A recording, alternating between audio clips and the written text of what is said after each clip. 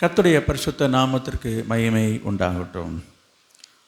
இன்றைக்கும் இந்த நாளிலே உங்களோடு சில வார்த்தைகளை சில நிமிஷங்கள் மாத்திரம் சுருக்கமாக சொல்லி வெகு விரைவாக இந்த ஆராதனையை முடிக்க நான் விருப்பமாக இருக்கிறேன்.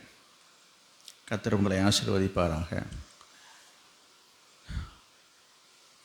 கடந்த சில வாரங்களாகவே, ஒரு மாத காலமாகவே ஆண்டவர் தொடர்ந்து ஒரு வார்த்தை என்கிற ஒரு வார்த்தையை கொண்டு நம்முடைய சபைக்கு வேண்டிய ஆலோசனைகளை அவர் தந்து கொண்டிருக்கிறார். கர்த்தருடைய நாமம் மகிமைப்படுவதாக. எனவே நான் மீண்டுமாக அதை நான் சொல்ல விரும்புவது, வார்த்தை தான், தேவனுடைய வார்த்தை தான் நம்மை வாழ வைக்கும், உங்களை வாழ வைக்கும். தேவனுடைய வார்த்தை தான் உங்களை வழி நடத்தும். எனவே அந்த வார்த்தை ரொம்ப ரொம்ப ரொம்ப முக்கியமானது. எனவே ஆண்டவர் தம்முடைய வார்த்தையின் மூலமாகவே நம்மை வழி நடத்தவும் ஆசீர்வதிக்கவும் அவர் விரும்புகிறார். எனவே தொடர்ந்து இந்த நாளிலே அவருடைய வார்த்தையை, அவர் என்ன வார்த்தையை சொல்லுகிறாரோ அவர் சொல்கிற வார்த்தையை நாம் கவனித்து கவனமாக கேட்டு அவருடைய ஆசீர்வாதத்தை நாம் பெற்றுக்கொள்வோமாக. கடந்த வாரத்தில் வாசித்த அந்த வசனத்தை நான் நினைப்பூட்ட விரும்புகிறேன். உபாகமம் புத்தகம் 12ஆம் அதிகாரம் 28வது வசனம். உபாகமம் 12ஆம் அதிகாரம் 28வது வசனம். தேவனாகிய கர்த்தரின் பார்வைக்கு நன்மையும் செம்மையுமானதை செய்வதனால் நீயும் உனக்கு பின் என்றென்றைக்கும் நன்றாயிருக்கும்படிக்கு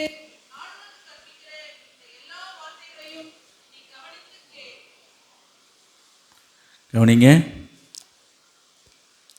நீ உன் தேவனாகிய கர்த்தரின் பார்வைக்கு நன்மையும் செம்மையும் மானதை செய்வதினால நீயும் உனக்கு பின் வரும் உன் பிள்ளைகளும் என்றென்றைக்கும் நன்றாயிருக்கும்படிக்கு நான் உனக்கு கற்பிக்கிற இந்த எல்லா வார்த்தைகளையும் நீ கவனித்து கேள் என்று கர்த்தர் சொல்லுகிறார். ஒவ்வொரு வாரமும் ஆலயத்துக்கு வருகிறோம், ஆராதனைக்கு வருகிறோம். இதில் எது ரொம்ப முக்கியம் என்பதை ஒரு சிலருக்கு புரிவதில்லை, தெரிவதில்லை.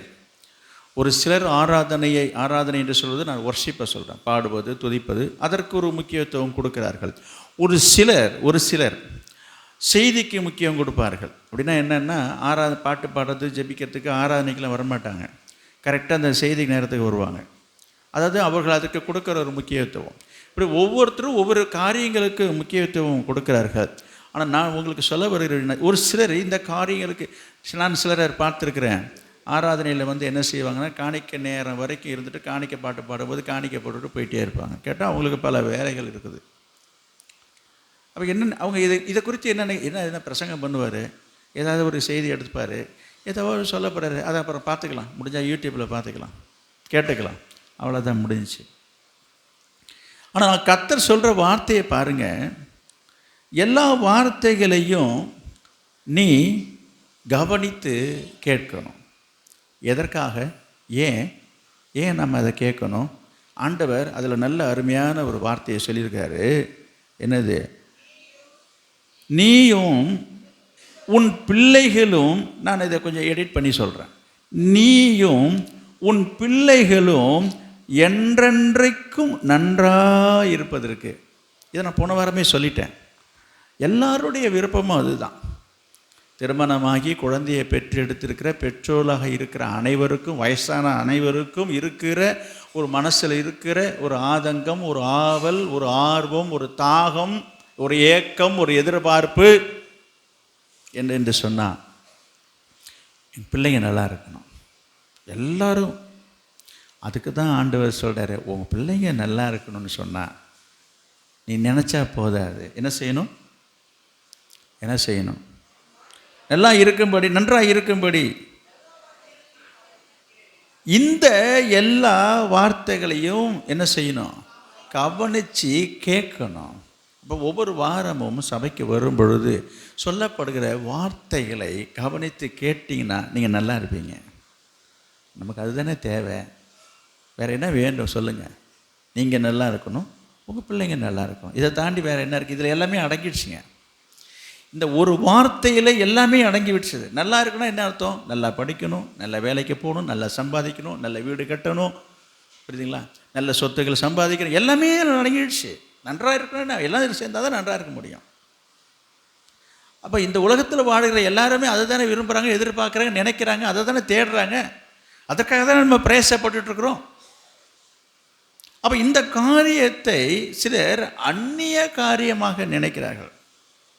ஆண்டவர் ஒரு இடத்துல வாசிக்க வேண்டாம், ஒரு இடத்துல அவர் ஆதங்கத்தோடு வருத்தத்தோடு சொல்கிறாரு, நான் வேதத்தின் மகத்துவங்களை அவருக்கு நான் எழுதி வைத்தேன், அவர்களோ அதை அந்நிய காரியமாக நினைக்கிறார்கள்.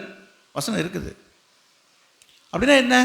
அது யாருக்கோ, அது எதுக்கோ, அது என்னத்துக்கோ, அதுக்கெல்லாம் என்ன அப்படின்றத போல அது ஒரு அந்நிய காரியமாக. ஐயா, நமக்காக, உங்களுக்காக, உங்கள் குடும்பத்துக்காக, உங்கள் பிள்ளைகளுக்காக, நீங்கள் நன்றாக இருப்பதற்காக ஆண்டவர் இதெல்லாம் எழுதி வைத்திருக்கிறாருன்னு சொன்னால் இதை படிக்கிறது கிடையாது. சில பேர் புரட்டி பார்க்கறது கிடையாது. வேதத்தை படிக்கிறதுக்கே நிறைய பேருக்கு ரொம்ப கஷ்டம். வேதத்தை வாசிக்கணும், வேத வசனங்களை வாசிக்கணும், அதனுடைய அவசியம் சில பேருக்கு புரியல. எனக்கு அருமையானவர்களே, எனவே அந்த வார்த்தை உங்களை வாழ வைக்கும். சரி, இன்றைக்கு இந்த நாளிலே ஆண்டவர் சொல்லுகிற வார்த்தையை நாம் பார்க்கலாம்.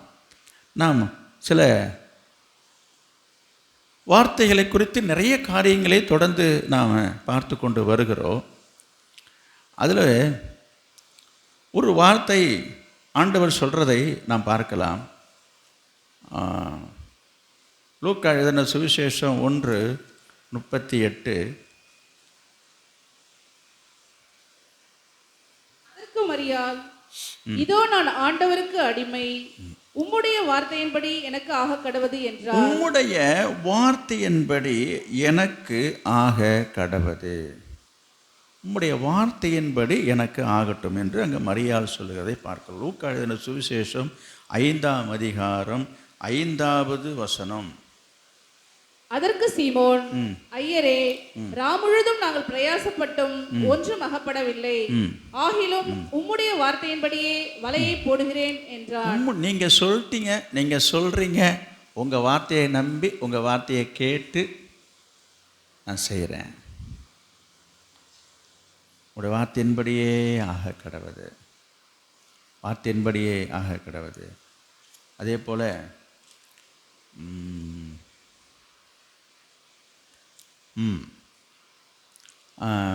லூக்கா எழுதின சுவிசேஷம் 9ஆம் அதிகாரம் 4வது வசனத்தில் முதல் பகுதியை மட்டும் வாசித்தா போதும். நீங்கள் இந்த வார்த்தைகளை கவனமாய் கேளுங்கள்.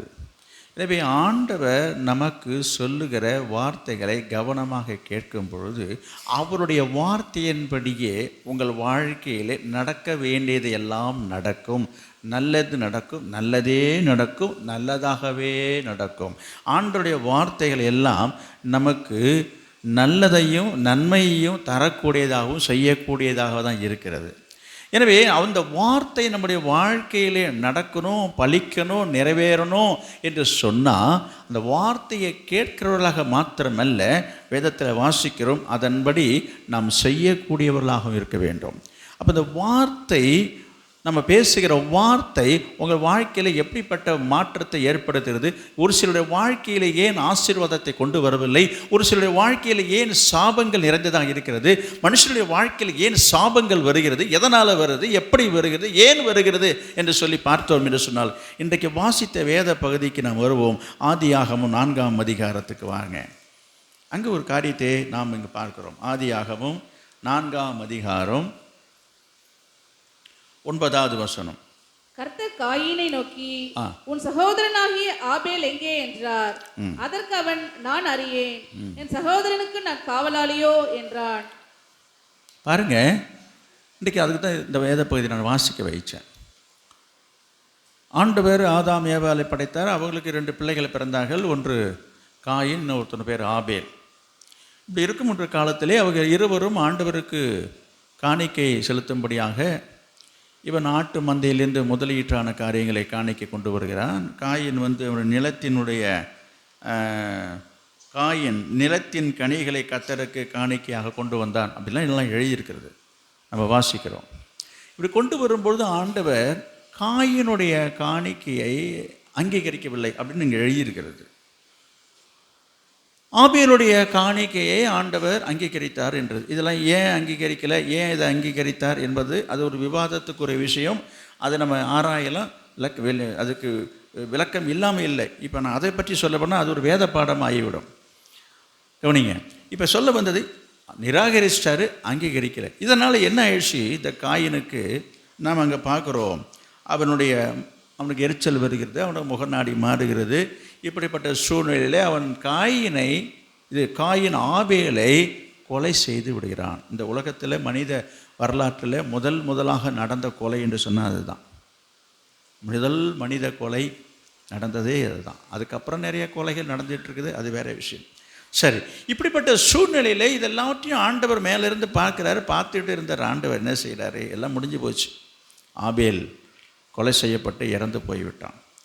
இப்போ என்ன சொல்ல வரேன், இப்போ ஆண்டவர் காயினை பார்த்து என்ன கேட்குறாரு, 9ஆம் வசனம் இப்போ வாசிச்சிங்களே, உன் சகோதரனாகிய ஆபேல் எங்கே என்று கேட்குறார். தம்பி எங்கப்பா, உன்னுடைய சகோதரன் எங்கே தம்பின்னு கேட்குறார். ஆதாம் ஏவாள் ஏதேன் தோட்டத்தில் பாவம் செய்து தங்களை ஒளித்து மறைத்து கொண்டிருந்த நேரத்திலையும் கூட ஆண்டவர் அந்த தோட்டத்துக்கு வந்து வழக்கம் போல் அவருக்கு தெரிஞ்ச இடம், அவர் உண்டாக்கின இடம், அவருக்கு யார் எங்கே இருக்கிறாங்க எல்லாமே தெரியும். வேதத்தில் எழுதப்பட்டிருக்குது. நம்முடைய ஒளிப்படங்களில் மறைந்திருக்கிறவர்களை கூட ஆண்டவருடைய கண்களுக்கு முன்பாக வெளியரங்கமாக இருக்கிறது, எல்லாவற்றையும் காண்கிற தேவன் என்று சொல்லி நம்ம வாசிக்கிறோம். சங்கீதக்காரன் தாவீது 139ஆம் சங்கீதத்தில் கூட அவர் எழுதியிருக்கிறார், நான் பாதாளத்தில் படுக்க போட்டிருந்தாலும் அங்கேயும் இருக்கிறேன் என்று சொல்லி. எனவே தேவனுடைய பார்வைக்கு மறைவான இடம் எதுவுமே கிடையாது. அப்படிப்பட்ட சூழ்நிலையிலே ஆண்டவர் என்ன சொல்லி கேட்குறாரு, ஆதாமே நீ எங்கே இருக்கிறாய் என்று கேட்குறார். அவன் எங்கே இருக்குன்றது தெரியாமல் கேட்கல, தெரிஞ்சுக்கிட்டு தான் கேட்குறார். இது வேற அர்த்தம் வேற. அதே போல் இங்கு காயினை பார்த்து ஒரு வார்த்தை கேட்குறாரு. என்ன கேட்டார், உன் சகோதரனாகிய ஆபேல் எங்கே என்று அவர் கேட்குறார். தெரியாமையே கேட்குறார், தெரிஞ்சுட்டு தான் கேட்குறார் இங்கேயும். ஆனால் அதற்கு வந்த பதிலை நீங்கள் பாருங்கள். அதற்கு காயினை என்ன பதில் சொல்லுறான் பாருங்கள். அதற்கு அவன் எனக்கு தெரியாது, நான் அறியேன். அப்புறம் அதோடு நிறுத்திட்டாலும் பரவாயில்லைங்க, எனக்கு தெரியாதுன்னு சொன்னாலே அதோடு முடியாது. இவன் கொஞ்சம் வாய் கொழுப்பா, அப்படி தான் சொல்லணும், கொஞ்சம் திமுறா, கொஞ்சம் வாய் கொழுப்பா அவன் சொன்ன வார்த்தையை பாருங்கள். அதற்கு அறியன்னு சொல்லி, என் சகோதரனுக்கு நான் காவலாளியோ என்று ஒரு கேள்வி ஒன்று கேட்குறான். செய்யதும் செஞ்சுவிட்டு. இது எப்படி இருக்குது நீங்கள் யோசி, யாரை பார்த்து கேட்குற கேள்வி, யார்கிட்ட எப்படி பேசுகிறன்ற ஒரு வரமுறை தெரியறதில்லை. இப்போ இதை படிக்கும்போது நமக்கே என்ன நினைக்கிது, என்னடா அது ஆண்டவரை பார்த்து இந்த காயின்னு இப்படி கேட்குறேன், எவ்வளோ ரொம்ப துன்மார்க்கனாக இருந்திருக்கான் போல, ரொம்ப துடுக்கா இருப்பான் போல தெரியுது, கொஞ்சம் வாய் துடுக்கு போல தெரியுது. இப்படி தான் நம்ம நினைக்கிறோம், அது உண்மையும் கூட. அவன் ஒரு துஷ்டனாக தான் இருந்திருக்கிறான். இது சரியா, இது சரியான வார்த்தை? அது கேட்டதுக்கு கேட்ட கேள்விக்கு பதில் தெரியும் தெரியாது, எங்கன்னு கேட்டால் தெரியலன்னு சொன்னேன், அதுவே பொய் தான். அதோடு நிறுத்தியிருந்திருக்கலாம். ஒரு படி கூடுதலாக போய் அவன் என்ன சொல்கிறான், நான் என்ன காவலாளியா? சில நேரங்களில் சில குடும்பத்தில் சில இடத்துல இந்த போல் ஏதாவது ஒரு காரியத்தை விசாரிக்கும்படி அதை என்ன கேட்டால் எனக்கு தெரியாது. நம்ம வீட்டிலே சில நேரத்தில் வைத்த ஒரு பொருளை நம்ம காணுவேன்னு கேட்டால், என்னப்பா இங்கே தான் வச்சுருந்தாங்கன்னா என்ன கேட்டால் எனக்குனே தெரியும். அந்த மாதிரி தான் இருக்குது இந்த பதில். ஒரு பொருளை காணுன்னு கேட்டால் அதுக்கு சொல்கிற பதில் இதுவா? காணுன்னு சொல்லலாம், தெரியலன்னு சொல்கிறது வேறங்க. என்ன கேட்குறீங்க, நானாக எடுத்தேன். அந்த அந்த அந்த அந்த துடுக்காக பேசுகிறது தான் நமக்கு வலிக்கும், அது வருத்தத்தை ஏற்படுத்தும். நான் சொல்ல வரேன், இந்த வார்த்தையை தான் நான் பேசுகிறேன். நான் வாயில் வந்த வார்த்தையை பற்றி நான் சொல்லிட்டு வரேன். அப்போ ஆண்டவருக்கு ஒரு இணக்கமான, ஒரு மரியாதையான, பயத்தோட, ஒரு கனத்துக்குரிய வார்த்தையாக சொல்லாமல் ஒரு திமிர்த்தனமான வார்த்தையை பேசுகிறான்னா இது ஏற்றுக்கொள்ளக்கூடியதா என்பதை நீங்களே கொஞ்சம் ஆராய்ஞ்சு பாருங்கள். சாதாரணமாக ஒரு சுப்பீரியர்கிட்ட கீழே ஒரு சப்பார்டினேட்டாக இருக்கட்டும், ஒரு கீழே வேலை செய்கிறவராக இருக்கட்டும், இந்த மாதிரி பேசுனா என்ன ஆக்ஷன் எடுப்பாங்கன்றது பணியில் இருப்பவங்களுக்கு தெரியும். அது எந்த டிபார்ட்மெண்ட்டாக இருந்தாலும் சரி. ஒரு ஹையர் ஆஃபீஸர் இருக்கிறார் என்று சொன்னால் அது கீழே உள்ளவங்க ஒரு கேட்டுறாங்கன்னா அதுக்கு ஒழுங்கான பதிலை தான் சொல்லணும். தெனாவட்டா திமிரா ஒரு பதில் சொல்லணுனாக்கா யாராக இருந்தாலும் என்ன நடக்கும் என்றது சம்மந்தப்பட்டவங்களுக்கு அதுக்கு புரியும். நான் என்ன சொல்கிறேன், அந்த சராசரங்களை படைத்த ஒரு ஆண்டவருக்கு முன்பாக அவன் பேசின வார்த்தை என்ன? நான் என்ன காவலாளியா? ஆண்டவர் மனசுக்குள்ளேயே சொல்லிருப்பார், நீ காவலாளி இல்லை, நீ கொலையாளி. சொல்லலைங்க. அவர் சொல்லுவார், கொலையும் பண்ணிட்டு நீ எவ்வளவுதான் பேசிகிட்டு இருக்கியா? இப்படி பேசுறதுனால என்ன ஆச்சு? இப்படி பேசுறதுனால என்ன நடந்தது? தொடர்ந்து படிங்க. அதற்கு அவர் என்ன செய்தாய்? உன் சகோதரனுடைய இரத்தத்தின் சத்தம் பூமியிலிருந்து என்னை நோக்கி கூப்பிடுகிறது. இப்பொழுது உன் சகோதரனுடைய இரத்தத்தை உன் கையிலே வாங்கிக் கொள்ள தன் வாயை திறந்த இந்த பூமியில் நீ சபிக்கப்பட்டிருப்பாய். போதும். நான் சொல்ல வந்த வார்த்தை என்னன்னா, சாபம் எங்கிருந்து வந்தது, எப்படி வந்தது, ஏன் வருகிறது? ஒரு மனுஷனுடைய வார்த்தையிலே. அதுக்காக சொல்கிறோம். அப்போ உங்களுடைய வாயிலிருந்து வருகிற வார்த்தையினால தான் உங்கள் வாழ்க்கையிலையும் சரி, உங்கள் பிள்ளைகளாக இருக்கட்டும், குடும்பமாக இருக்கட்டும், நீங்களே சாபத்தை தேடி கொள்ளாதீங்கன்னு சொல்கிறேன். தேடி கொள்கிறாங்க சில பேர். நாம் பேசுகிறது என்னதென்றும் தாங்கள் சாதிக்கிறது என்னதென்றும் அது ஒரு வசனம் இருக்குதுங்க. அதுமாரி என்ன பேசுகிறோம், எதை பேசுகிறோம், எப்படி பேசுகிறோன்னே தெரியாமல் வார்த்தைகளை விட்டுட்டு நான் என்ன பேசிட்டேன், நான் என்ன சொல்லிட்டேன், இது ஒரு பெரிய தவறா, இது நிறைய குற்றமா, இதெல்லாம் ஒரு தப்பா அப்படின்றாங்க. நான் திரும்பியும் சொல்கிறேன், காயின் சொன்னதே. நான் இன்னொரு காரியத்தையும் நான் சொல்கிறேன், ஒரு காரியத்தை சொல்லி நான் முடிச்சுக்கிறேன். அப்போ சொன்ன வார்த்தைகளுக்கு என்ன ஒரு முறையாக பேச வேண்டுமோ பேசாதனால ஆண்டவரை என்ன செய்தார்? சபிக்கிறாருன்னு நான் சொல்கிறேன். அப்போ சாபத்துக்குள்ளான காரியத்துக்கு காரணம் காயினுடைய வாயினுடைய வார்த்தை. வாயால் இந்த வார்த்தை தான் ஆண்டவருக்கு ஆத்திரத்தை மூட்டியிருக்கும், எரிச்சலை மூட்டியிருக்கும், கோபத்தை மூட்டியிருக்கும். ஆனாலும் ஆண்டவர் என்ன செய்யலை? அதெல்லாம் ஒன்றும் காட்டுக்கவே இல்லை. சரி, ஒன்று நான் எங்கே ஒரு பழமொழி சொல்லுவாங்கள்ல, என்னது, எரியிறதை இழுத்தா கொதிக்கிறது நிற்குமா, அந்த மாதிரி உனக்கு எங்கே ஆப்பு வைக்கணும்னு எனக்கு தெரியும். ஓ, உனக்கு நீ அவ்வளோ தில்லாக பேசிகிட்டு இருக்கேன், நான் பார்த்து சரி வச்சாரு ஒன்று தெரியுதா உங்களுக்கு? எனவே ஆண்டவருடைய டீலிங் எல்லாம் வித்தியாசமாக தான் இருக்கும். மனுஷனை போல அவர் நடந்து கொள்வது அல்ல. நான் உங்களுக்கு சொல்கிறேன், ஆவிக்குரிய வாழ்க்கையில் நம்ம சாபத்தை தேடிக்க கொள்ளக்கூடாது. தேவையற்ற வார்த்தைகளை விட்டு மற்றவர்களை கஷ்டப்படுத்துகிற. அப்போ நான் என்ன சொல்கிறேன், இந்த வார்த்தை ஆண்டவருக்கு எவ்வளவு ஒரு கஷ்டத்தை கொடுத்துருக்குறோம். ஒரு மனுஷன் ஆப்டால் ஒரு மனுஷனை நீர் நினைப்பதற்கும் மனுபுத்திரனை நீர் விசாரிப்பதற்கும் அவன் எம்மாத்திரம் ஒரு தூசியை, ஒரு கால் தூசுக்கு போட மாட்டாங்க.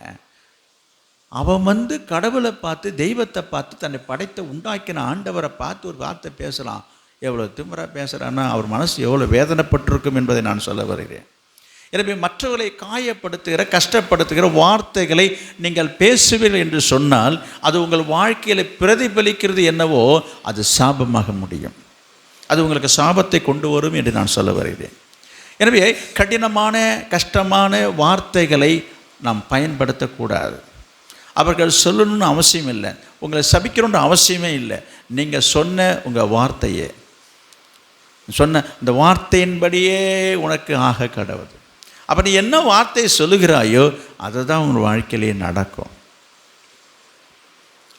யோசித்து பாருங்கள்.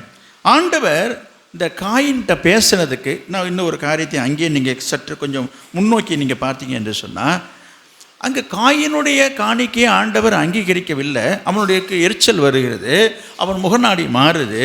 அப்படி இருக்கும் பொழுது ஆண்டவர் அவனை பார்த்து பேசின வார்த்தை என்ன? 7வது வசனத்தை பாருங்கள். நீ நன்மை செய்தால் மேன்மை இல்லையோ, நீ நன்மை செய்யாதிருந்தால், நீ நன்மை செய்யாமல் இருந்தால் பாவம் வாசற்படியில் படுத்திருக்கும். அதாவது ஆண்டவர் காயினை பார்த்து, அவனுக்கு இவ்வளோ எரிச்சல் இருந்தும் முகநாடி மாறுது, அவனுக்கு ரொம்ப ஒரு கோபத்தில் இருந்தாலும் கூட ஆண்டவர் சாந்தமாக, பொறுமையாக, அமைதியாக, அன்பாக, தனிவாக பேசுகிறார். ஏன்பா நீ நன்மை செஞ்சால் உனக்கு மேன்மை கிடைக்காத, ஏன்பா அப்படி இருக்கன்னு அப்போ கூட ஆண்டவர் பொறுமையாக தான் பேசுகிறார். ஆனால் அவன் சுவாபம் மாறவே இல்லை, அவன் எண்ணம் மாறலை, அவன் சிந்தை மாறலை, அவன் எரிச்சல் குணம் போகலை. அவன் என்ன செய்தான்? அந்த எரிச்சலை எங்கே காட்டுறான்? யார்கிட்ட எங்கே காட்டுறது? ஆபேல் மேலே உள்ள எரிச்சலை யார்கிட்ட காட்டுறான்? ஆபேலை தான் கொலை பண்ணிட்டானே. அந்த எரிச்சலோடு தான் போய் கொலையும் செய்துட்டான். அடுத்த வசனத்தை நான் பார்க்குறோம். அவன் தனியாக வயலில் இருக்கும்போது போய் ரொம்ப பேசுகிறான். பேசிகிட்டு இருக்கும்போதே அவனை குத்தி கொலைப்பையும் பண்ணிட்டான். அவனோடு அவன் எரிச்சல் தணிந்து விட்டதா? அந்த எரிச்சலோடு தான் ஆண்டவர் கேட்கும்போது எரிச்சலோடு ஒரு பதிலை சொல்கிறான். நான் என்ன காவல்காரனா, என்ன கேட்குறீங்க என்ற ஒரு திமிரான ஒரு பதிலை பேசுகிறான். சில நேரங்களிலே உங்களுக்கு உங்கள் உள்ளத்தில், உங்கள் மனசில் உங்களுக்கு 1008 பிரச்சனை இருக்கும்போது, கவலை இருக்கும்போது, கஷ்டம் இருக்கும்போது அது எங்கேங்க காட்டுறது? சில பேர் இப்படி தாங்க, யார்கிட்ட எங்கே வேகத்தை காட்டுறதுன்னு தெரியாதுங்க. இவங்க எங்கேயாவது முட்டி மோதிட்டு பிரச்சனை வந்துருக்குங்க, அதை கொண்டாந்து இங்கே வீட்டில் காட்டுறது என்னது சம்மந்தமே இல்லாமல். சில பேர் சொல்லுவோம், ஓஹோ அங்கே எதோ பிரச்சனை போட்டிருக்கு, அந்த வேகத்தை காட்டுறாரு என்று நாம் அதை ஏற்றுக்கொள்வது வேறு விஷயம். அதை சகிச்சுக்கிறது, பொறுத்துக்கிறது அது வேறு ரெண்டாவது விஷயம். ஆனால் அநேகர் அப்படி நடந்துக்கிறாங்க. அது சரியில்லைன்னு நான் சொல்ல வரேன். எது சரியில்லை? அதற்கு ஒரே ஒரு சம்பவத்தை சொல்லி நான் முடிச்சுக்கிறேன். லூக்கா எழுதின சுவிசேஷம் 10ஆம் அதிகாரம். லூக்கா எழுதின சுவிசேஷம் 10ஆம் அதிகாரம் 38வது வசனம். லூக்கா அவர்கள் பிரயாணமாய் போகையில் அவர் ஒரு கிராமத்தில் பிரவேசித்தார். அங்கே மார்த்தாள் என்று பெயர் கொண்ட ஒரு ஸ்திரீ அவரை தன் வீட்டிலே ஏற்றுக்கொண்டார். இயேசு கிறிஸ்து ஒரு கிராமத்துக்கு போகும்போது மார்த்தாள் என்கிற வீட்டுக்கு போனார். அந்த மார்த்தாலாம் ஆண்டவரை வாங்க வாங்க என்று சொல்லி வரவேற்று ஏற்றுக்கொண்டாருங்க. அவளுக்கு மரியாள் எனப்பட்ட ஒரு சகோதரி இருந்தால் அவள் இயேசுவின் பாதத்தருகே உட்கார்ந்து அவருடைய வசனத்தை, வார்த்தையை கேட்டுக்கொண்டிருந்தாள். மார்த்தாளோ பற்பல வேலைகளை செய்வதில் மிகவும் வருத்தம் அடைந்து அவரிடத்தில் வந்து, ஆண்டவரே நான் தனியே வேலை செய்யும்படி என் சகோதரி என்னை விட்டு வந்திருக்கிறதை குறித்து உமக்கு கவலை இல்லையா? எனக்கு உதவி செய்யும்படி போதும். ஏங்க, இந்த சம்பவம் உங்களுக்கு நல்லாவே தெரியும். இது எத்தனையோ தடவை படிச்சிருப்பீங்க, பிரசங்கமாக கேட்டிருப்பீங்க, பாட்டாகவும் பாடிட்டோம் இல்லைங்களா? சரி, போகட்டும். என்ன சொல்ல வருகிற ஒரு காரியத்தை இன்றைக்கு உங்கள் கவனத்துக்கு நான் கொண்டு வர விரும்புகிறேன். ஆண்டவர் இயேசு மார்த்தாள் மரியாள் வீட்டுக்கு போனார். அந்த ஊருக்கு போகும்போது அந்த வீட்டில் தான் எப்பொழுதும் வருவார், போவார், தங்குவார். அதே போல் வந்தாருங்க, இருந்தார். நல்ல விஷயம். எப்பொழுது வந்தாலும் இந்த மார்த்தாளுடைய மனசு, எப்பொழுது இயேசு வீட்டுக்கு வந்தாலும் ஆண்டவர் இந்த மார்த்தாளுடைய மனசில் எப்பொழுதுமே வகை வகையாக, வாய்க்கு ருசியாக அந்த ஆண்டவர் இயேசுநாதருக்கு சமையல் செய்து சாப்பாடு போடுறதுல ஒரு சந்தோஷம் உண்டு, அவர் இஷ்டம் உண்டு. அதை அவர் இஷ்டத்தோடு மகிழ்ச்சியோடு தான் செய்வாள், செய்கிறாள், செய்து கொண்டு இருந்தாள் என்று இங்கே எழுதியிருக்கிறது. எப்படின்னா இதெல்லாம் இங்கே எழுதிருக்குன்னு என்ன கேட்காதீங்க. அவர் வரும்போது போகும்போதெல்லாம் அவர் வீட்டில் தங்குவார்னு எழுதியிருக்குது. அது உள்ள அடக்கம் இதுதான்.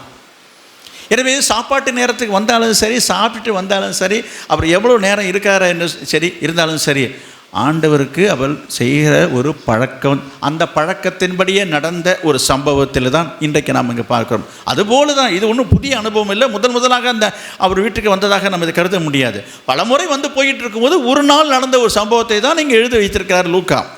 என்ன நடந்தது என்று சொல்லும்போது, அவர் வீட்டுக்கு வராரு, வழக்கம் போல் வீட்டுக்கு வர வந்த உடனே அந்த வீட்டில் 2 பேரும் அக்கா தங்கச்சிங்க, மார்த்தாள் மரியாள். அவனு சகோதரன் உண்டு. அவன் எங்கே போயிட்டான்னு தெரியல, மார்க்கெட்டு போயிருப்பான்னு நினைக்கிறேன், லாசரு. கவனிங்க, இப்போ இந்த மார்த்தாள் என்ன செய்தால், மரியாள் என்ன செய்தாள் என்று நம்ம இங்கே பார்க்கும் பொழுது, இயேசுநாதர் வீட்டுக்கு வந்தார். வந்த உடனே வந்ததும் என்னாச்சு, இந்த மரியாள் என்க அந்த சகோதரியானப்பட்டவள் இயேசுநாதனுடைய கால் மாட்டில் பாதத்தில் உட்காந்துக்கிட்டு என்ன செய்கிறார், ஆண்டவர் இயேசுநாதர் சொல்கிறதெல்லாம் கவனமாக கேட்டுட்டு இருந்தார். இந்த மார்த்தாள் என்ன செய்தாள் என்று சொல்லி பார்த்தால், எப்பயும் போல் வழக்கம் போல் அவர் மீன் கழுவ போயிட்டார். நான் சும்மா நானாக எக்ஸ்ட்ரா பேசுகிறேன். அங்கே என்ன செய்தான்னு போட்டிருக்கு இல்லையா? ஆமாம், அந்த நாட்களில் அதிகமாக அதுதான் கிடைக்கும். இயேசுநாதருக்கு ரொம்ப அதுவும் பிடிக்கும் போடுறக்கு. கவனிங்க, இன்னும் வகை வகையாக, மீன் மட்டும் இல்லைங்க, இன்னும் என்ன எத்தனை விதமாக வகை வகையாக செய்யறதுக்கு அவர் தீவிரித்திருப்பார். நண்டு, இறால், மீன், என்ன காடை, என்னெல்லாம் அங்கே எழுதப்படலையே தவிர ஆக மொத்தம் சமையல் வேலை அங்கே பலுவாக இருந்திருக்குன்றது மட்டும் எனக்கு தெரியுதுங்க.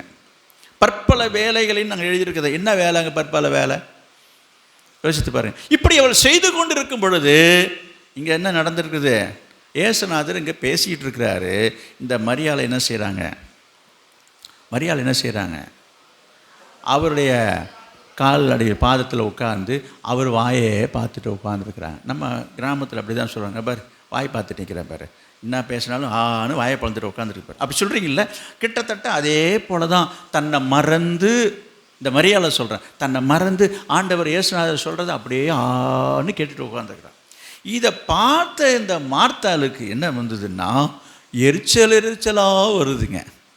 நம்ம இங்கே கடந்துக்கிட்டு அடுப்படியில் நடந்துக்கிட்டு நம்ம அனலில் உட்காந்து வெந்துட்டு உட்காந்துருக்குறோம்.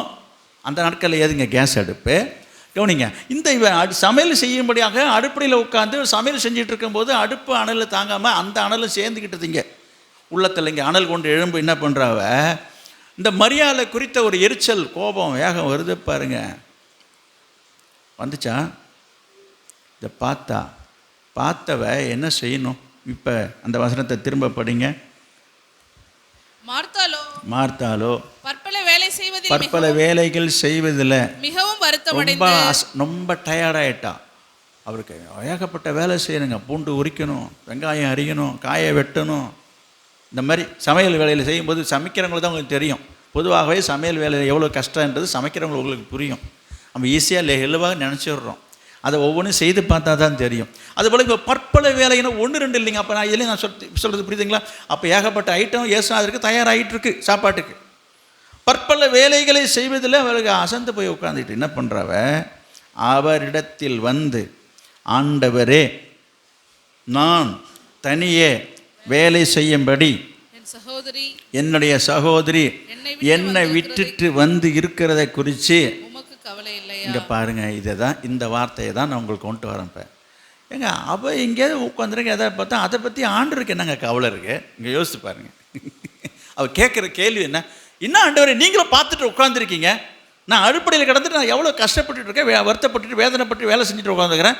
ஒரு வார்த்தை நீங்கள் சொல்லி போய் இந்த பேர் அக்கா கறி இப்படிலாம் கஷ்டப்படுறாள், போய் உட்காந்து ஒரு பூண்டு உரிச்சு கொடு, ஒரு வெங்காயம் எரிஞ்சு கொடுன்னு சொல்கிறது இல்லை நீங்கள். இங்கே பாருங்கள், இந்த வார்த்தைக்கு அதுதான் விளக்கம். உமக்கு கவலை இல்லையா? இதில் இன்னும் என்ன அடக்கம் இருக்குது? ஏன் உங்களுக்கு தான் ஏன் அப்படி சொல்லக்கூடாது. நம்ம வந்திருக்கிற உங்களுக்காக தான் ஏன் வகை வகையாக நான் சமைச்சிட்டு உட்காந்துருக்கிறேன். வாய்க்கு ருசியாக நீங்கள் சாப்பிடணுன்றதுக்காக நான் செஞ்சுட்டு உட்காந்துருக்கிறேன். இவன் உட்காந்துட்டு கதை பேசிட்டு உட்காந்து, ஏங்க கதையாக பேசிட்டு உட்காந்து ஆண்டவர் சொல்கிறத அவள் கேட்டுட்ருக்கிறார். அது மட்டும் இல்லைங்க, இவன் என்ன செய்திருக்கலாம்? சரிங்க, ஒரு வேளை கவனிங்க, இவருக்கு கஷ்டமாக இருந்தாக்கா இப்படி ஒன்று மரியாதை கூப்பிடணும். இவன் கூப்பிட்டாலான்னு தெரியல, இங்கே எழுதலைங்க. ஒரு வேளை கூப்பிட்டு வரலையோ, நானும் இதை சொல்கிறேன். ஒரு வேளை கூப்பிட்டு பார்த்துட்டு வரலைன்றதுனால அந்த எரிச்சலை கோபத்தை ஆண்டோட்ட காட்டுறாளோன்றது இவர் நான் யூகிக்கிறேன், அவ்வளோதான். சரிங்க, அப்படியே ஒரு வேளை அவர் கூப்பிட்டு வரலைனாலும் இயேசுநாதர்கிட்ட என்ன சொல்கிறேன், ஆண்டவரே நீங்கள் கொஞ்சம் பார்த்து சொல்லுங்கள், இந்த மரியாள்கிட்ட ஒரு வார்த்தை எடுத்து சொல்லுங்கள், கொஞ்சம் அனுப்பி வைங்க. நல்லா கவனிங்க, எப்படி சொல்லணும், இதை எப்படி சொல்லியிருக்கணும் நீங்களே சொல்லுங்கள்.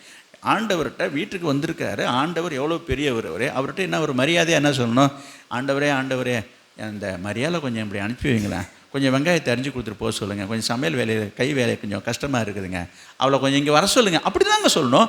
எப்படி கேட்குறா அங்கே அந்த வார்த்தையை பாருங்கள். இது என்னங்க இது சொல்லுங்கள். இந்த ஆபேல் இது காயின் ஆண்டவர்கிட்ட சொன்ன மாதிரி தானே இருக்குது. அதை தான் நான் சொல்ல வந்தேன். அந்த வார்த்தை நமக்கு கவலை இல்லையாண்ணா? நான் கேட்குறேன், அவருக்கு எதுக்கு கவலை வரணும்? என்ன இது அவருக்கு ஏன் கவலை வரும்? அவருக்கு கவலை வேற வரணுமா?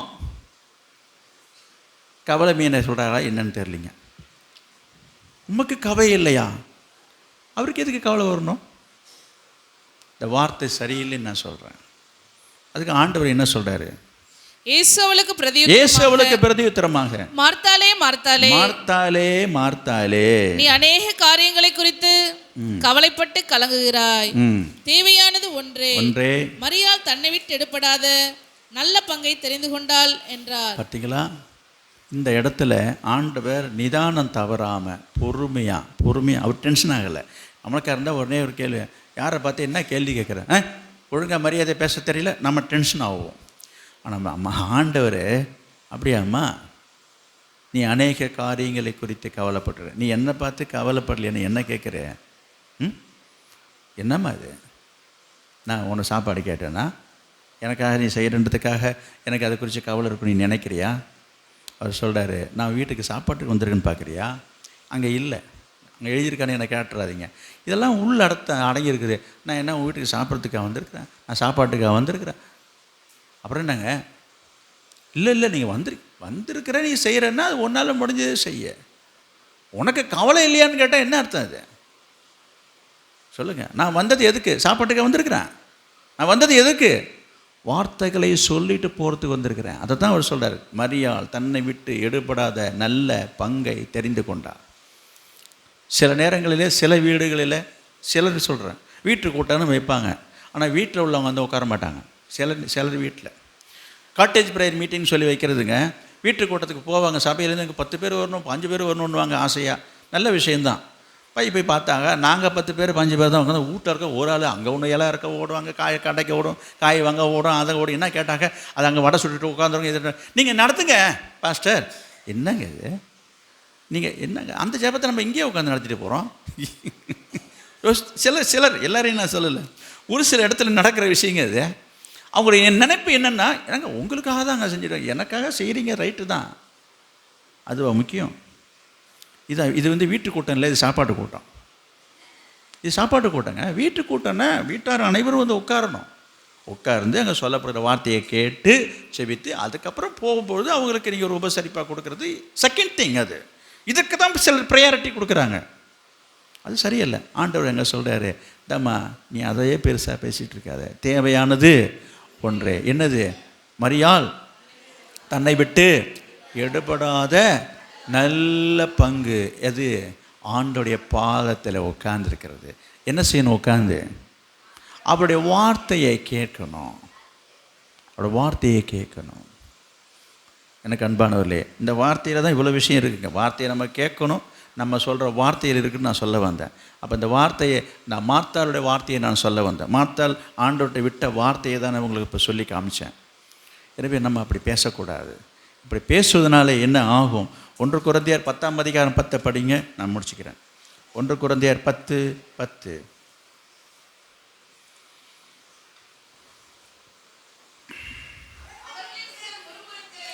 அவர்களில் சிலர் முறுமுறுத்து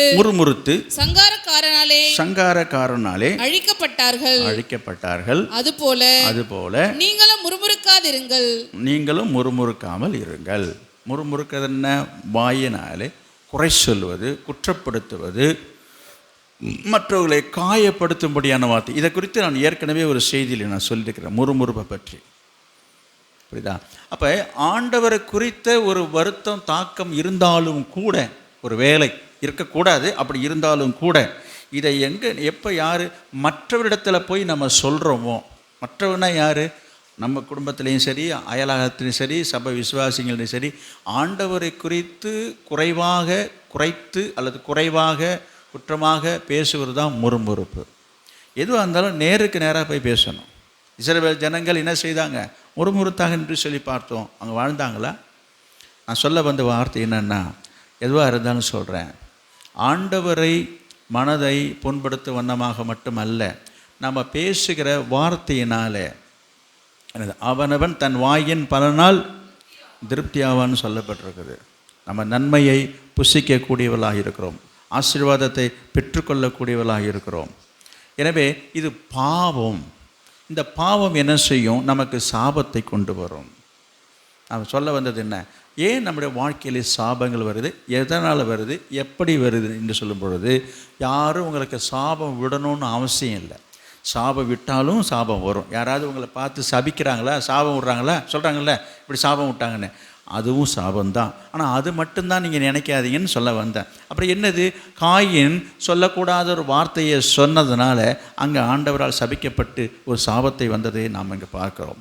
எனவே மற்றவர்களை காயப்படுத்துகிற, கஷ்டப்படுத்துகிற, புண்படுத்துகிற, வேதனைப்படுத்துகிற, வருத்தப்படுத்துகிற வார்த்தைகள் உங்கள் வாழ்க்கையிலே சாபத்தை கொண்டு வரும். அப்படிப்பட்ட வார்த்தைகளை நீங்கள் பேசாதபடிக்கு ஆண்டவர் உங்கள் வாய்க்கு காவலை வைப்பாராக. சங்கீதக்காரன் தாவீது சொல்கிறது போல், என் வாய்க்கு காவல் வையும், காத்துக்கொள்ளும். ரொம்ப கவனம். பிரசங்கிற எடுக்க வேண்டாம். பிரசங்கிற கூட நான் வாசிக்கிறோம்.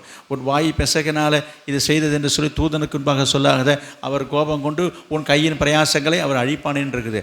அப்போ நம்ம கண்டபடி பேசிவிட்டு அப்புறம் ஆண்டவருடைய சாபத்துக்கு நம்ம ஆளாகினா என்ன ஆசீர்வாதம் இருக்குது? கொஞ்சம் யோசித்து பாருங்கள். எனவே நான் சொல்ல வந்தது என்னென்னா, ஒரு மற்றவர்களை குற்றப்படுத்துவது, குறை சொல்லுவது பாவம் என்றதை நாம் ஏற்கனவே அறிந்திருக்கிறோம்.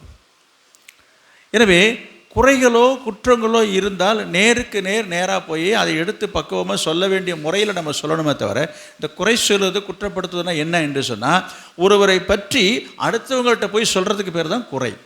ஒரு குறை இருக்கிறது யார்கிட்ட இருக்குதோ அது அவங்கள்ட்ட போய் சொல்கிறது, அது குறை சொல்கிறதே கிடையாது. ஒரு தவறு இருக்குங்க, நேருக்கு நேராக போய் நீங்கள் இப்படி செய்கிறீங்கன்னு சொன்னால் அது குறை கிடையாது. நிறைய பேர் அப்படி சொல்கிறதும் கிடையாது, அப்படி செய்கிறதும் கிடையாது.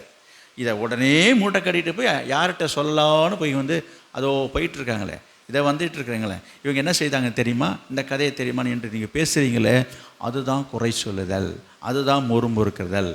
அதே போல் ஆண்டவர் செய்யாததையும் ஆண்டவர் வாழ்க்கையில் செய்யாத காரியத்தையும் நம்ம சொல்கிற மாதிரிங்க. என்னென்ன ஆண்டவர்கிட்ட போய் இந்த ஆலயத்துக்கு போய் என்ன நடந்ததுங்க, என்ன ஏது நடந்தது அப்படின்னு நீங்கள் சொல்கிறதில்ல. அக்கம் பக்கத்தில் எல்லாம் பேசுகிறாங்க, பக்கத்து வீட்டில் பேசுகிறாங்க, இன்னும் உலகத்தை பேச தான் செய்வான். நீ ஆண்டவர்கிட்ட போய் என்ன பலனை கண்ட, உங்கள் ஆண்டவர் உனக்கு என்ன செய்தார் அப்படின்னு சொல்கிறாங்க. எனக்கு மனசு ரொம்ப கஷ்டமாக இருக்குது. ஏன் உன் குடும்பத்தில் இப்படி நடக்குது, ஏன் உன் குடும்பத்தில் இப்படி இருக்குது, ஏன் உன் பிள்ளைகள் இப்படி இருக்குதுன்னு சொல்லும் பொழுது நிறைய பேர் என்ன செய்கிறாங்க, சோர்ந்து போய் ஆண்டவரை குறை சொல்ல ஆரம்பிச்சிடுறாங்க. அதை தான் நான் சொல்ல வர்றேன். இதுதான் முறுமுறுப்புன்றது. யார் என்ன சொன்னாலும் யோபுனுடைய வாழ்க்கையில் நடந்த விட உங்களுக்கு அதிகமாக நடந்து விட்டதா சொல்லுங்கள்? யோபுவினுடைய வாழ்க்கையில் நடக்காததெல்லாம் உங்களுக்கு நடந்துடுச்சா, இல்லை அதை தாண்டி நடந்து விட்டது என்று நீங்கள் சொல்ல போகிறீங்களா? சொல்லுங்கள் பார்ப்போம். சொல்ல முடியுமா? அதிலெல்லாம் உங்களுக்கு 100 பங்கு கூட. உங்களுக்கு கஷ்டம் இருக்குது, நான் இல்லைன்னு சொல்லலை. பாடு இருக்குது, துன்பம் இருக்குது, நஷ்டம் இருக்குது, வருத்தம் இருக்குது, வேதனை இருக்குது, நான் இல்லைன்னு சொல்லலை. யோபுவினுடைய வாழ்க்கையில் நடந்ததை விடவா நான் கேட்குறேன். அவ்வளவு நடந்தும் யோபு, அதில் நான் வாசிக்கிறோம், யோபு என்ன சொல்ல, தன்னுடைய வாயினாலே பாவம் செய்யலை, ஆண்டவரை குற்றப்படுத்தலைன்னு சொல்லி பார்க்குறோம். அதோடையா முடிஞ்சிடுச்சு? அதை தாண்டி ஒரு பெரிய வார்த்தை யோபு சொல்கிறாரு, அவர் என்னை கொன்று போட்டாலும் அவர் மேலே தான் நான் நம்பிக்கையாக இருப்பேன். என்ன சொல்கிறாருன்னா, இங்கே பாருங்கள், அவர் என்னை கழுத்தை வெட்டினாலும் சரி, என் கழுத்தை அறுத்தாலும் சரி, என்னை வெட்டி துண்டு துண்டாக போட்டாலும் சரி, என் உசுறு எப்படின்னு போவோம், இயேசுவேன்னு தான் போவோம். நான் இயேசுவை தான் வணங்குவேன், இயேசு தான் என் தெய்வம். அதாங்க அர்த்தம் அதுக்கு. அவர் என்னை கொன்று போட்டாலும் அவர் மேலே தான், அவர் தான் நான் நம்புவேன். சிலர் உங்களை கேட்பாங்க, சிலர் நான் சொல்கிற உலகத்தார் ரட்சிக்கப்படாதுங்க, இன்னுமா இயேசுனாரை நம்பிட்டு உட்காந்துக்கிறேன், ஐயோ இதுக்கு மேலே நடக்கும்னு நினச்சிட்டு இருக்கிறேன், இதுக்கு மேலே உன் பிள்ளை பிழைக்கணும்னு நினச்சிட்டு இருக்கிறேன், இதுக்கு மேலே உன் பிள்ளைக்கு கல்யாணம் நடக்கும்னு நினச்சிட்டு இருக்கிறேன், இதுக்கு மேலே உன் பிரச்சனை நோய் வியாதி சரியாடு நினச்சிட்டு அடையான் பண்ணி பழப்பில். இப்படி உலகத்தார்கள் உங்களை சொல்லி பேசுவார்கள். கேட்ட உடனே அப்படியே டிப்ரெஸ் ஆகிடுவாங்க.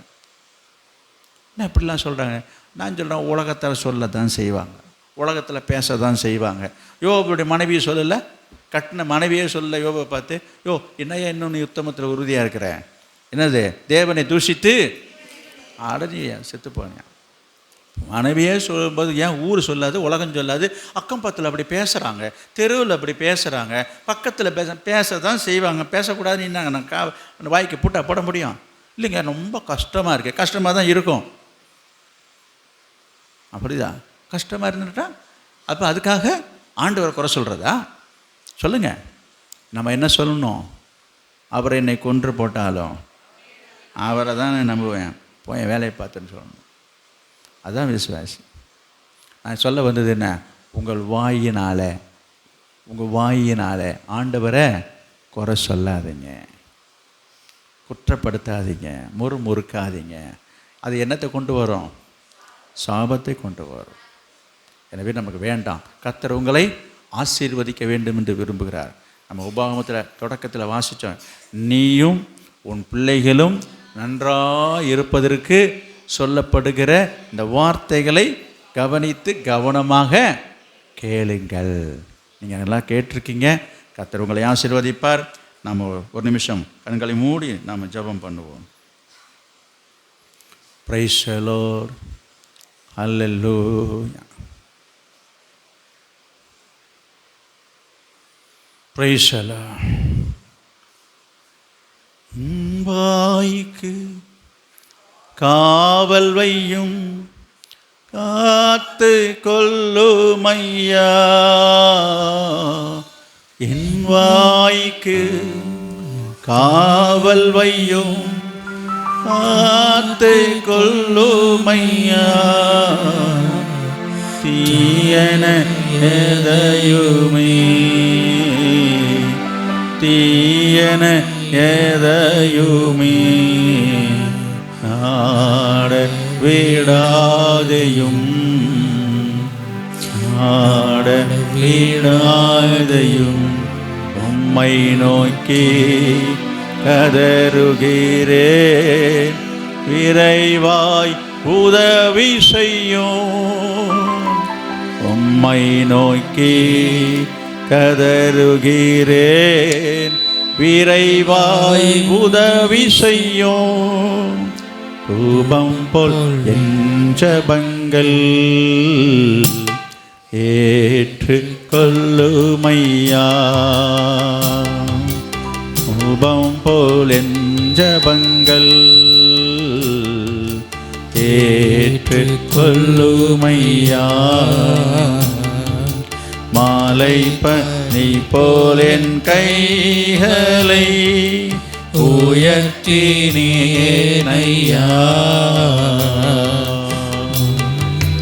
அன்பின் ஆண்டவரே, நாங்கள் உம்மை ஸ்தோத்திரிக்கிறோம். இன்றைக்கும் நம்முடைய பிள்ளைகள் நம்முடைய சமூகத்தில் வந்து நம்முடைய வாயினாலே நீர் கொடுத்த அந்த வார்த்தைகளை கேட்டு அனைவர் மீதும் உடைய ஆசீர்வாதம் வந்து தங்கியிருப்பதாக. உடைய வார்த்தைகள் மேலே அவர்கள் கவனமாக இருக்கவும் கீழ்ப்படையவும் இந்த வார்த்தைகளை கேட்டு அதன்படி நடக்கவும் செய்யவும் உடைய ஆசீர்வாதத்தை பெற்றுக்கொள்ளவும் உதவி செய்யுங்கப்பா. எந்த விதமான சாபத்தீடான காரியங்களுக்கு இடம் தராமல் ஆண்டவரே, அப்படிப்பட்ட காரியங்களுக்கு வார்த்தைகளுக்கு இடம் தராமல் அது ஞானமாய் நடந்து கொள்ள கிருபை செய்யும். நீர் ஆசீர்வதியும். இயேசுவின் நாமத்தில் பிதாவே.